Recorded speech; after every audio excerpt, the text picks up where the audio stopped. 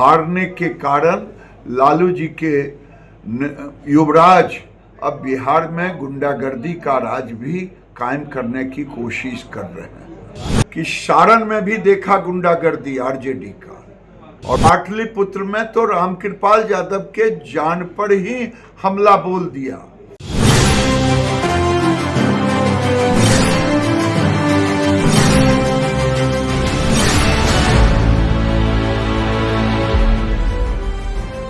देश में लोकसभा चुनाव 2024 के 7 चरणों का मतदान का समापन हो चुका है। 4 जून को मतगणना होनी है। इसी बीच गिरिराज सिंह का पत्रकारों से बातचीत का वीडियो सामने आया है।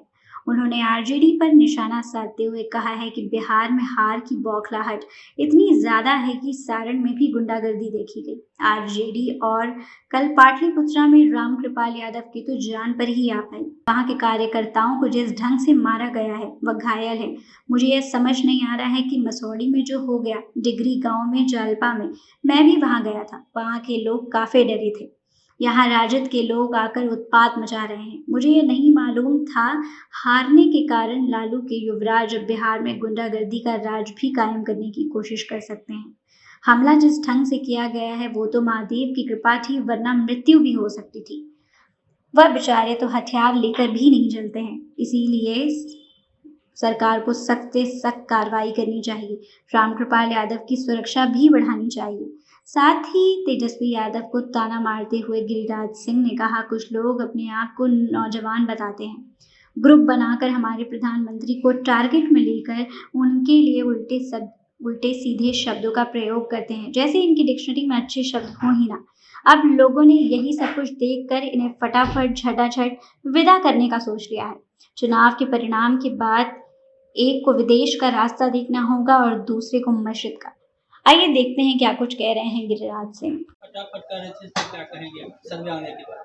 ये कुछ अपने को नौजवान कहने वाले लोग राजनीति में जोड़ी बनाए थे, तिकड़ी बनाए थे। ये तिकड़ी और जोड़ी नरेंद्र मोदी जी पर ऐसा प्रहार कर रहे थे, शब्दों का चयन, कि लगता है कि उनके डिक्शनरी में अच्छे शब्द ही नहीं हो, और खटाखट फटाफट कर रहे थे और मीट मुर्गा खा करके लोगों को दिखा रहे थे खटाखट फटाफट।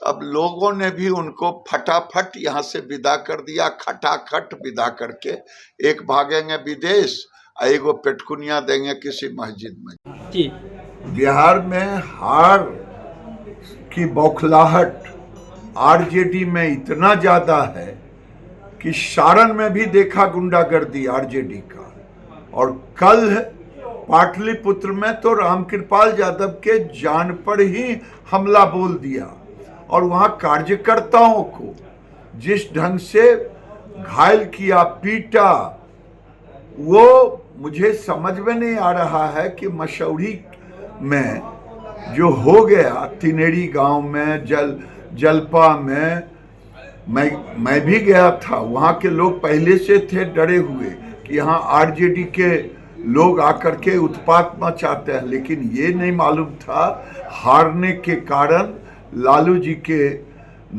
युवराज अब बिहार में गुंडागर्दी का राज भी कायम करने की कोशिश कर रहे हैं। हमला जिस ढंग से किया वो तो बच गए महादेव की दया से, नहीं तो उनकी मृत्यु भी हो सकती थी। वो बेचारे तो बिना आर्म्स का चलते हैं रामकृपाल यादव। इसलिए सरकार को इस पर सख्त से सख्त कार्रवाई करनी चाहिए और रामकृपाल यादव की सुरक्षा भी बढ़ानी चाहिए।